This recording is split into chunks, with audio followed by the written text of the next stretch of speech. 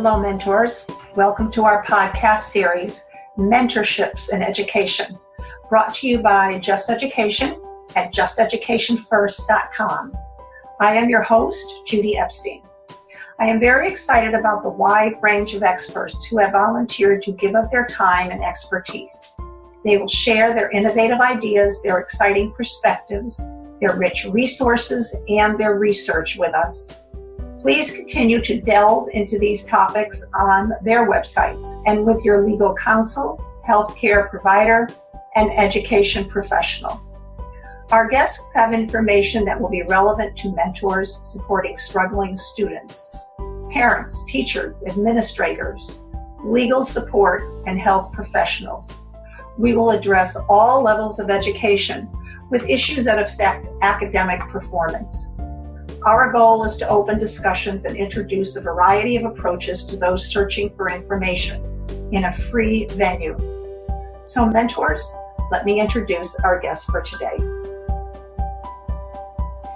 Hello, mentors. Welcome to the Mentorships in Education podcast, sponsored by Just Education at justeducationfirst.com. Since the inception of our podcast, we have invited guests to appear in no particular order, really without any regard to the topic. But today we are beginning a new format. Today we will begin our first mini-series, and our topic will be on autism. We're going to be able to view autism through the many lenses of our wonderful guests, who will share their connections from personal, professional, and emotional perspectives. Today, we're going to begin with an outstanding coach, a mentor, and a risk taker. And I want to welcome Coach Jim Johnson. Thank you so much for being here. My pleasure, Judy. I'm looking forward to it. Thank you. I've been looking forward to speaking with you, and it's taken a lot of your time, I know, to prepare for this, and I do appreciate the time that you've devoted to this. Before we get into our discussion, I want to talk a little bit about you. In 2006, as a coach in New York, you made a decision. And that decision not only changed your life, but it changed the life of a young man. You've become an authority on teamwork, leadership, and realizing your dreams. Your professional life has not always been smooth. You have had challenges, and you use those to your advantage. During what people call the miracle game, Coach, you helped an autistic high school senior realize his dream of playing with the team. He wanted just one basket, and the rest of the country was amazed when Jason McElwain scored 20 points in 4 minutes. And of those 20 points, I understand 18 of those points were 3-point shots. You both won, as I understand, the ESPY Award. He met the president. I believe it was President Bush at the time. He's run a marathon. You've both been on Oprah. In his speaking presentations, Coach, dreams really do come true. And the leadership lessons from half a court are two of the subjects that you address. You share your real-world tools for attendees that they can implement right away. You have appeared, as I mentioned, on Oprah, but also Good Morning America, ESPN, and we're going to get into the book that you wrote called A Coach and a Miracle. You have 30 years experience teaching high school sports. And I hope that you will share some of the tools in your tool bag that we can begin to implement right now. Coach, thank you so much for being with us, and welcome. My pleasure. Thanks for having me. You're so welcome. If you could start by talking a little bit about this young man who I understand they call J-Mac, and in conjunction with that, how you became interested in working with him and didn't just let him slip through your fingers as many of us do.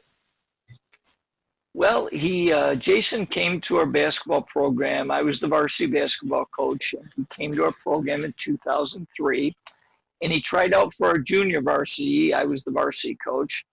And at that point in my life, I had pretty much clarity of perspective of what my leadership style. I understood my personal mission statement.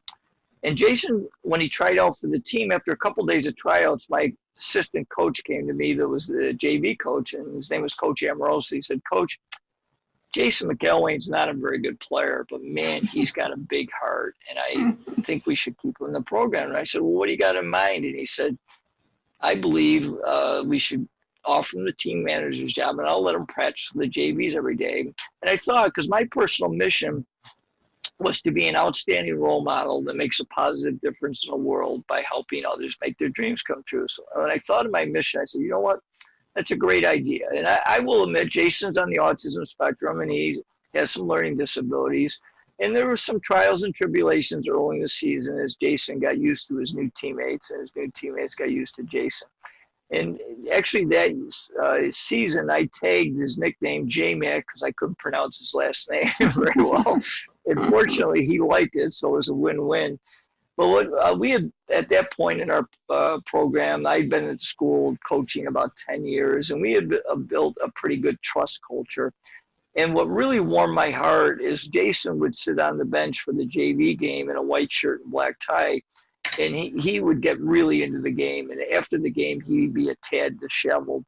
And it warmed my heart after the game because he'd want to stay on the bench for the varsity game. I'd see one of our varsity players kind of rearranging his shirt and his tie. It was really special to see how they really embraced Jason as far as having him in the program. And so he really grew on me. I didn't know him that well as a sophomore because he was going to the JV practice every day, although he attended all the varsity games as well. When I really got to know him was after his JV season, when he started to come to all our off-season workouts because he wanted to make the varsity team as a junior. What made you decide to put him on the team? I mean, you had to have wrestled with that. What kinds of things were going through your mind? And multiple questions here, but how do you prepare your team for that? How do you prepare the other team for that? There's a lot of levels here to be addressed. Yeah, absolutely. And I think certainly anytime you're in a leadership position, in my case, I was running a basketball program, is that you always are cognizant of the people that you choose to be on your bus or on your team, and making sure that they're going to be a good fit. And at that point in my life, I've learned a lot about autism, but at that point I did not know that much about autism. And so it was a learning curve for myself, our staff, all our players for sure. But the thing that I was confident was the two beliefs I had. One is Jason had such a love for basketball and our basketball program that I thought it could work because he was really into that. And number two was I felt we had a strong enough culture that we could handle the fact that we were going to have someone that was a little bit different than what we were used to. And as I said, there was some struggles early in his career, and it wasn't perfect sailing throughout the whole time he was in our program. But at the same time, I think the players really embraced him because of the love that he demonstrated on a daily basis for our players, for our program, and the passion he had for the game of basketball. This middle school coach that I mentioned before and mentioned to her that you would be on a podcast with me, asked me a question to ask you. Okay. So the question is, with today, sports are so competitive. Kids are so driven to win. There's certainly an identity attached to being part of the team and being a winner. How did your team members respond to having him out on the court when it might have affected their ability to win? Yeah, I think the neat thing was that when we established the culture and really built on it, built a lot of trust, is, I mentioned a little bit about my personal mission statement. Well, our team mission statement was to develop winners on and off the court. And one of our job as being the staff, the leaders, is really defining for our players what it takes to be a winner on the court and off court. And we would talk about things like not only winning the game, which certainly is part of it, but also how to be a winner in life, how to be an excellent teammate, how to be a good sport, how to do as good as you can in the classroom academically, how can you give back and be an excellent community member. So those are all the things that we really were endorsing day in and day out and building this culture. Because I truly believe, I speak to a lot of businesses as well now, but I believe that when you have a mission that's bigger than winning, in our case with sports, and it's bigger than just making profit, that those are the programs, the businesses, the organizations that tend to sustain and usually end up growing because they have a bigger mission. And our mission was we wanted to develop great people on and off the court. And when that was all said, in fact, I have a quick illustration. One of the best players we ever coached, he's in college, he'll be a senior at the University of Vermont. He's having a great career. I had lunch with him with J Mac and one of my other assistants, and it's now the head coach because I've retired. And we were talking about our program, and Anthony, the player, said to my assistant, that's now the head coach, he said, what, Coach, I really admired about Coach Johnson is he cared more about us as people than he did whether we won or lost the game. And I appreciated that very much. The kids really started to love him very much. And the thing that was so neat is when he actually entered that game, I wasn't exactly sure, because in my book, A Coach and a Miracle, I talked about whether we actually had a lot of internal strife his senior year that was giving us some issues. We kind of underachieved for a while in the season because we weren't getting along. Fortunately, we were able to turn that around. But the beauty of that night when Jason entered the game is I wasn't exactly sure how they were going to respond, but they responded better than I ever thought. In fact, wow. Jason was the only one that shot in those last 4 minutes. And that was something I did not ask the players to do. They did that on their own. And that will always touch my heart deeply, because to me, that was the essence of teamwork, and the fact that you were going to shine the light on one of your other teammates. And they embraced that and did that in a very special way. That question is kind of a segue for me because and what you're talking about now is this zone to win phrase that you have embraced, and your team certainly has exemplified that in the three components that you seem to put forward. Can you talk a little bit about that zone to win and how you define that? Sure. So when I'm talking about a zone for win, what I'm really looking at is we always emphasize with our players that to be outstanding in anything we did, we have to be exceptional in things we can control. And the three things we always emphasize with them is, number one, work ethic. Are you doing the best you can, giving your best each day? Number two was attitude. As I've kidded people, one of my favorite attitude quotes is, attitudes are contagious, as you're catching.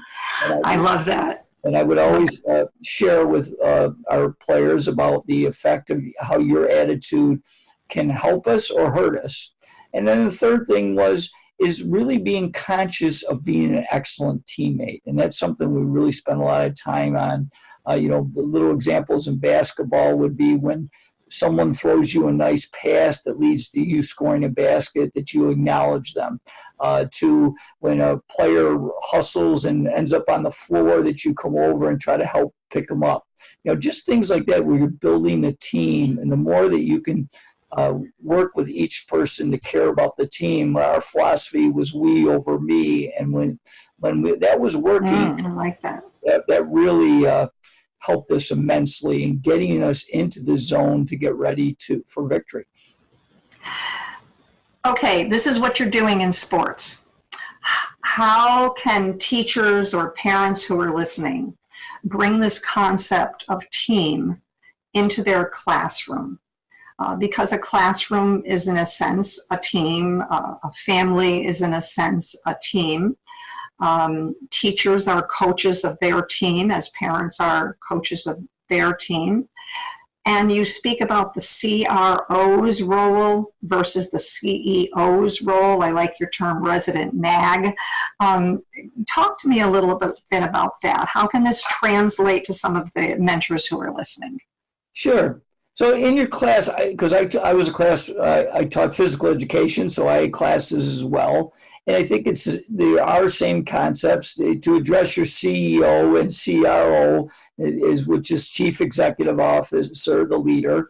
And CRO is just a reminder to the leader that you're the reminding officer.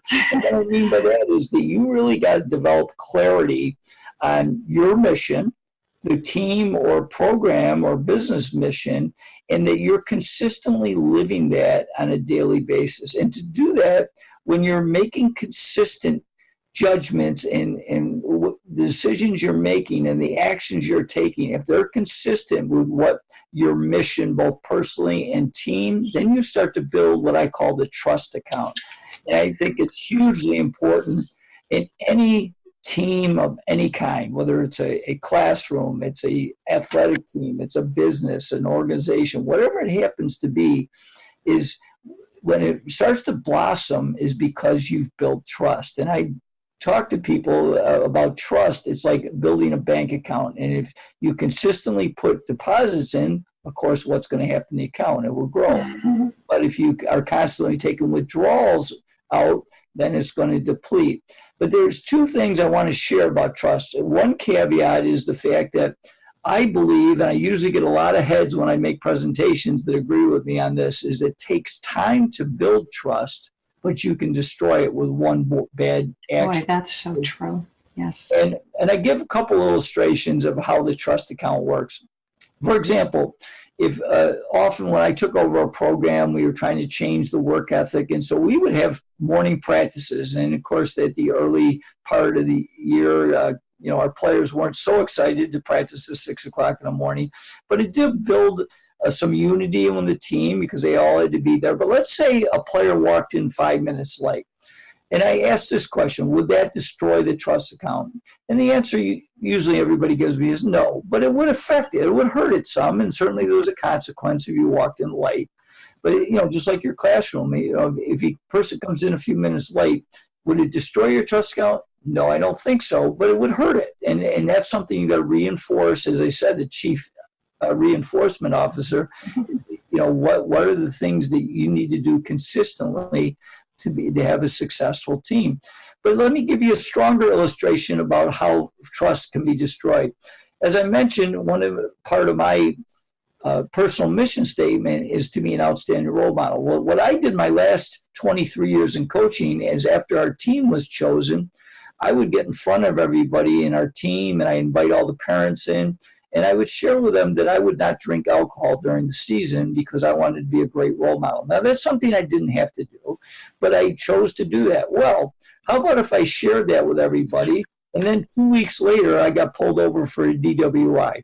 What do you think that would have done to the trust account? And, of course, everybody can conform and say, you know what, that would destroy it, and right. Never get it back. So you got to be very conscious of the commitments and promises you make to your team or your organization or your classroom, and that you're consistent. If you make a promise, then you got to come through, and be very aware of the things that you share with your team on a daily basis. Because if you're saying one thing and doing another, that's going to hugely hurt the trust account. It is.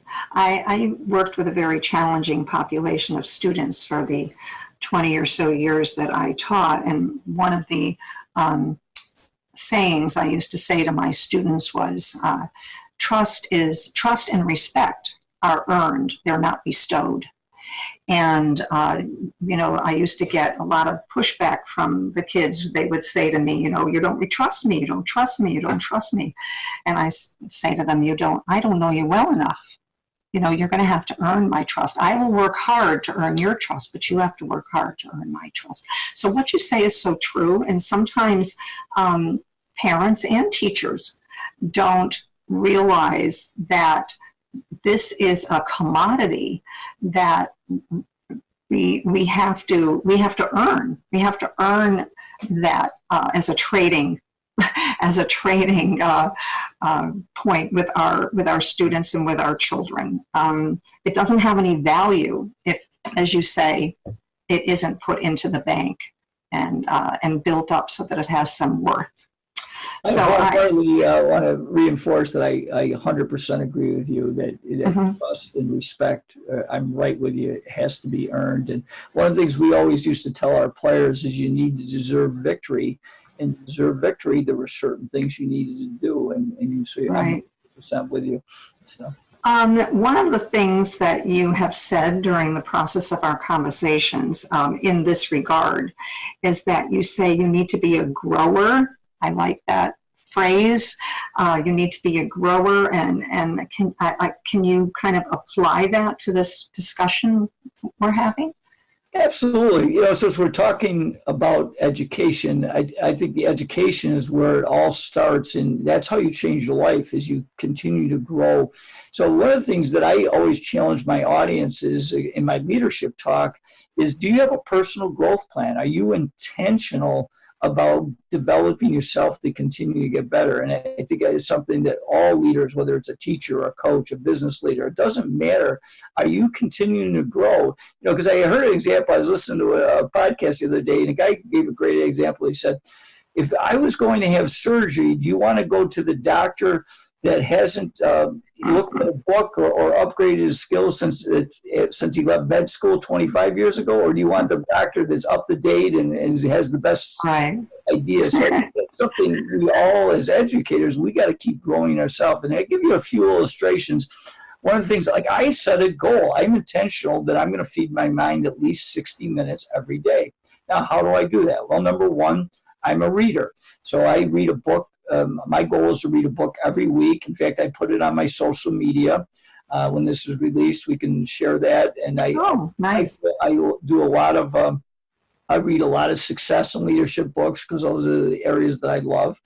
And I post a book every week. Number two is that I always, for anyone that's old enough to drive, I always share, do you have a driver's license? And most people do. And I said, well, have you turned your automobile into a library on wheels? I'm constantly listening to audio programs or podcasts in my car. I think it's really powerful.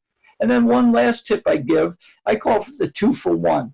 And what I mean by that is, if I'm out cutting the grass or washing the dishes or going out for a run, I will often put my iPod on, and I'll be listening to an educational, inspirational audio while I'm doing that. So if it's something where I don't have to totally concentrate, now certainly in this interview, I wouldn't be listening to another audio program.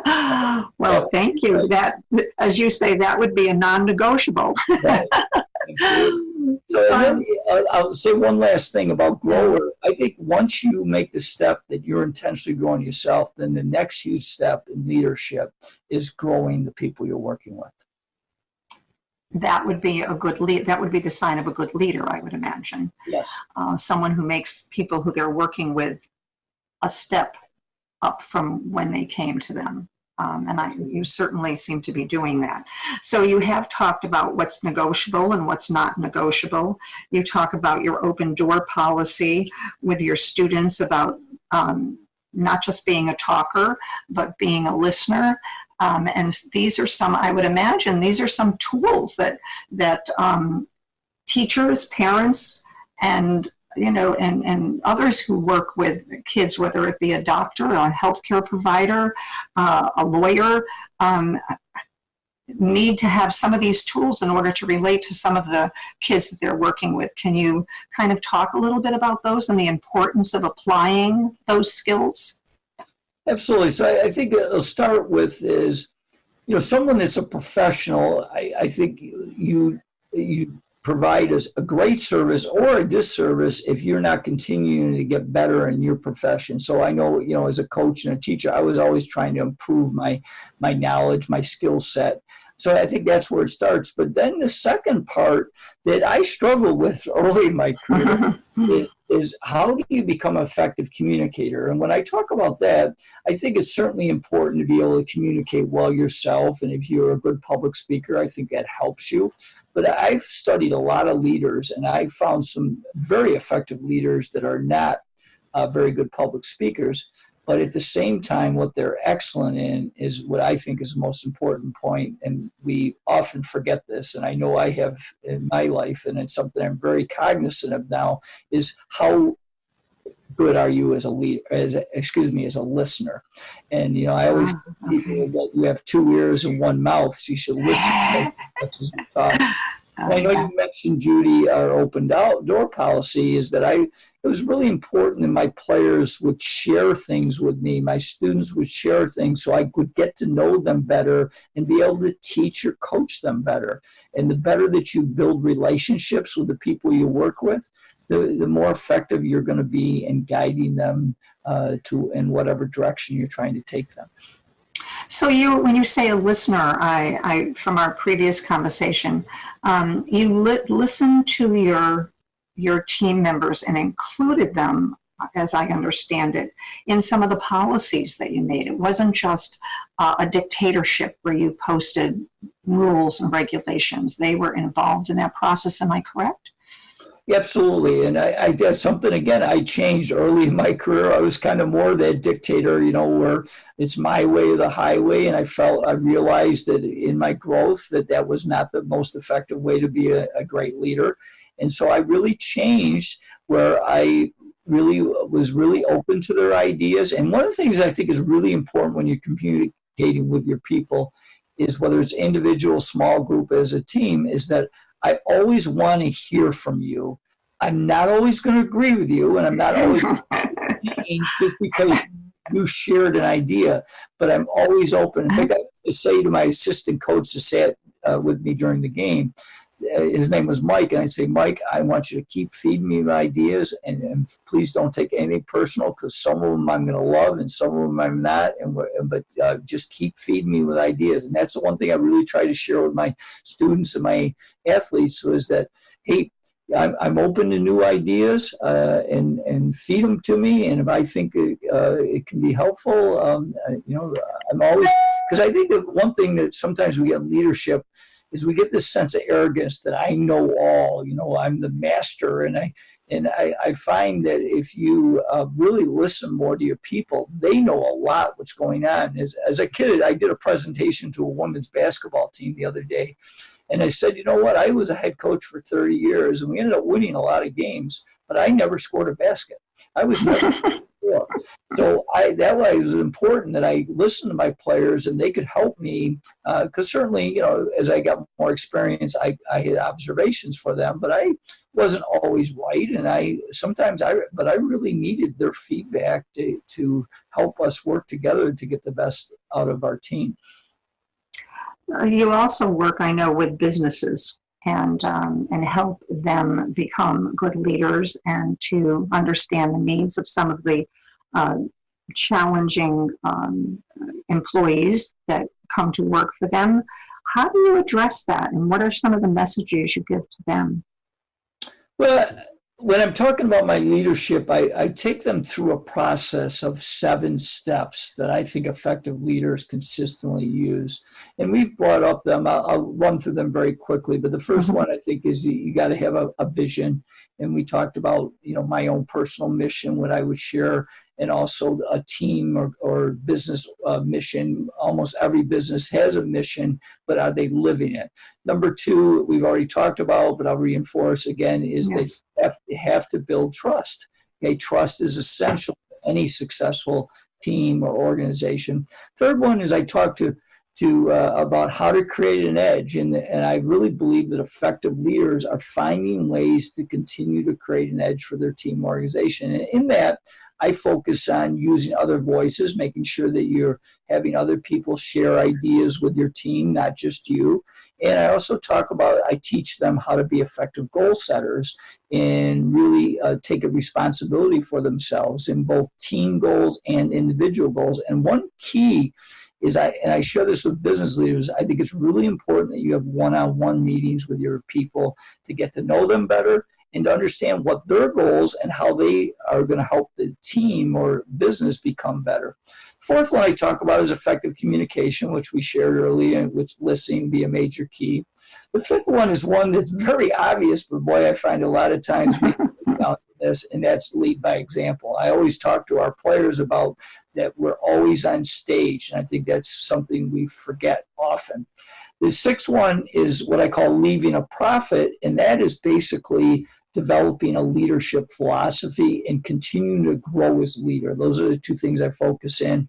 And just for our illustration, leave a profit was our philosophy. And what that simply meant was that we wanted to leave things better than when we got there. So we wanted everything we touched, we wanted to turn to gold, not garbage. And the illustration I often use is when we would go to an opponent's school to play a game, we always talk to our players about let's leave the locker room in better shape than when we left it or when we got there. So, for example, if a piece of garbage is on the floor, when I walked in, I'd pick it up, because, again, I was really trying to reinforce that everything that we get involved with, we want to make better, not worse. And then the last point I talk about is servant leadership. To me, is the essence of leadership. And basically that comes down to flipping the pyramid, that you're now, as a leader, thinking about how can I serve my people and help them grow as leaders and help them be successful. And when you do that mindset and you help them grow, recommend books, help them send them to the conferences or seminars, share audio programs they should listen to. I mean, just various ways that you can grow your people and serve them with that mindset, I think is hugely important in developing a successful team. I like your quote, if you want to earn more, you have to learn more. Absolutely. And you've already talked about how your car is a library on wheels and how you take advantage of podcasts. I didn't pay for that announcement, but I appreciate it. How about if we talk a little bit about your book, The Coach and the Miracle? And maybe you can give us a little bit of background on why you chose to put so much effort into writing this book. What did you feel was the message that you wanted to get out there? Well, I actually had a co-author, and I want to give a little kudos. His name was Mike Okay. Latona, and Mike and I combined, and it was a labor of love. It was a very challenging to write a book, but I really appreciate the time and effort that Mike put in. Mike actually was a high school classmate of mine. He was actually a year behind me, and we've been friends. And he actually has two sons on the autism spectrum, so the JMAX story touched him deeply. To focus in, basically, I wanted to share a story because I felt like I'm very strong in my faith, and I believe that God helped me live a miracle. I don't know if I'll ever see that again, where a young man that had never played, he just going to score 20 points in less than 4 minutes. So I really believe I was part of a miracle. And the way we set the book up is my first talk was called Dreams Really Do Come True.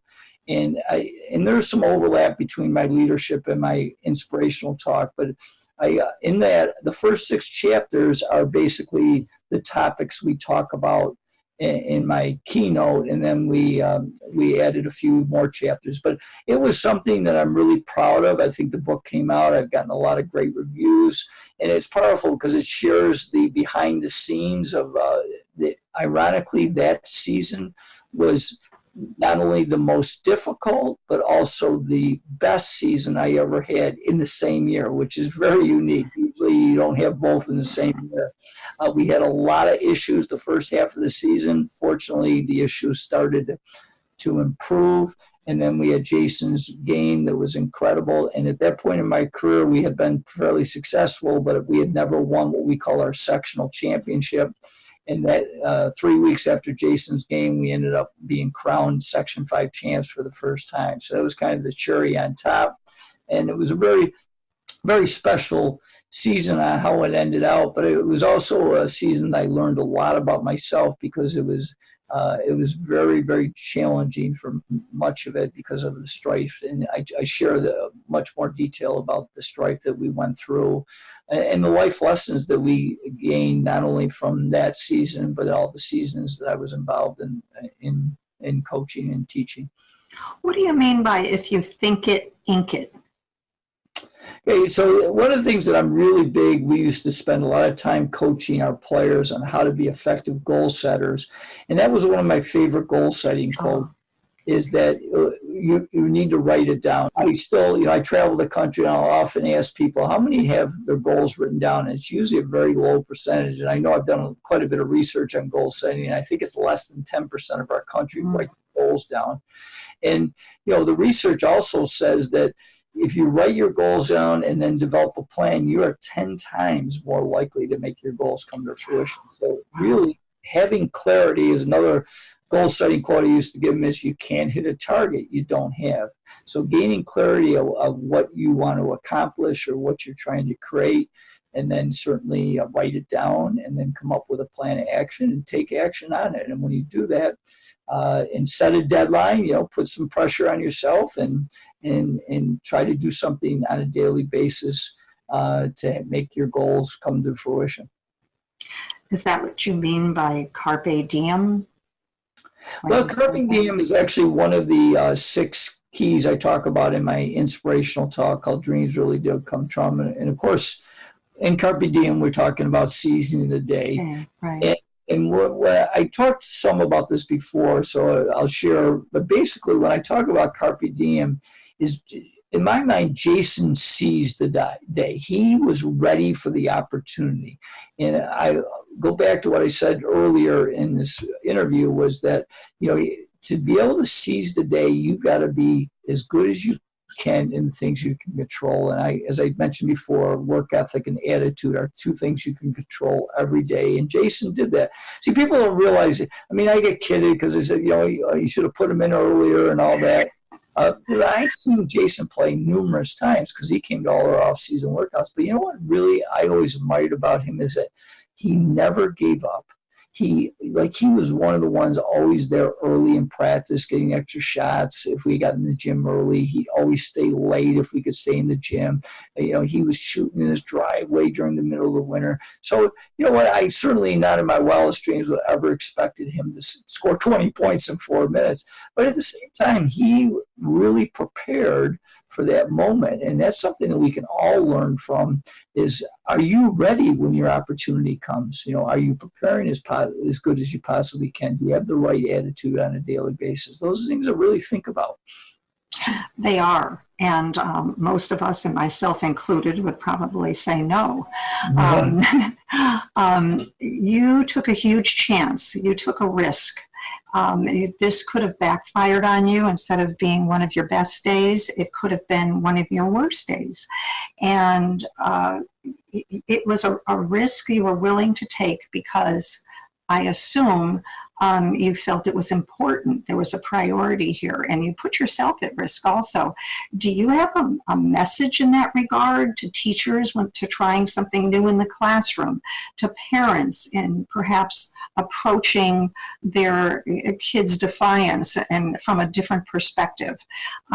I think I know the points you're going to mention, but I'd like to have it come from you because it was a huge risk. It was a huge risk. And, you pivoted from your normal procedure and you tried something new. And I have a tremendous admiration for that. What are the suggestions you can give to teachers and parents who are wrestling with whether or not they're going to try something a little different? Yeah, I think that's always, and of course, when Jason's first shot, he missed by like 6 feet. It's like, whoa. But you know what? For me, it was personally because Jason and I had built such a strong relationship. I had a lot of trust in him that he was going to do the best he can. And I think one of the things when you're taking a risk, so I'm not an advocate to say that you should just be a risk taker without any thought process. You know, like I'm going to jump in this lake because that's a big risk. Well, you know what? I think you got to think through that. You know, have you gone down and looked at, is the lake deep enough? I mean, there are things to figure out there. So I think it's important. I do believe in taking risks, but I think you need to do your due diligence and preparation. And then the other thing is building up a trust and a loyalty factor when you're taking risks in trying to provide opportunities for other people. You know, and that's one of the things that, you know, we mentioned this before, but I would always talk to our players, do you deserve this?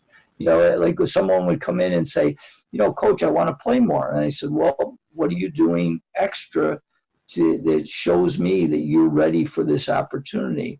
And it would get them to think, you know, and sometimes they would respond and they would do extra. Sometimes they wouldn't. And then, you know, and then I'd always come back, you know, right now, I don't think you're ready. You don't deserve it.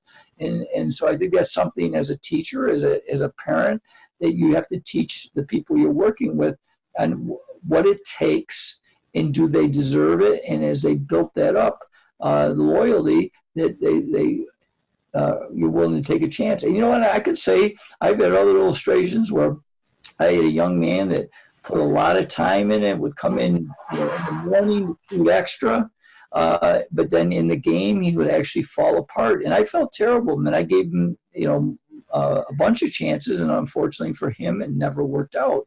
So, you know, there are illustrations where it's not always going to work, you know, certainly like Jake did. But I think the thing is that doesn't mean you don't stop giving people opportunities. But the huge thing is teaching them what it takes and how to deserve it.